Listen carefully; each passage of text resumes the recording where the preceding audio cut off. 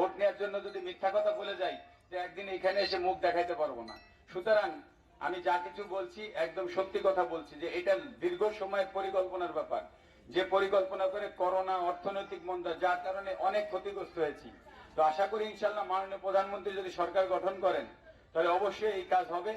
আর আমি যদি আপনাদের ভোটে নির্বাচিত হতে পারি, আগামী 7 জানুয়ারি যদি আপনারা সবাই ভোট কেন্দ্রে যান, আপনাদের সন্তান মাশরাফি, আপনারা যদি দলমত নির্বিশেষে নৌকা মার্কায় ভোট দিয়ে আমাকে যদি বিজয়ী করেন, আমি আপনাদের একটু কথা দিয়ে যাচ্ছি, আমি বাধ্য থাকবো এইগুলো করে দেওয়ার জন্য। এবং ইনশাল্লাহ হায়াত মৃত্যু আল্লাহর হাতে, কেউ বলতে পারে না। তবে যদি আল্লাহ আমাকে বাঁচিয়ে রাখে আর 7 তারিখের পরে যদি 2 থেকে 3 বছর সময় পাই, ইনশাল্লাহ এটা হয়ে যাবে। আর একটা বিষয় হচ্ছে যে এরপরে যদি এখানে আসি তো এইগুলো দেখেই সংবর্ধনা নিতেই আসবো ইনশাল্লাহ। এতটুকু কথা আপনাদের দিয়ে গেলাম।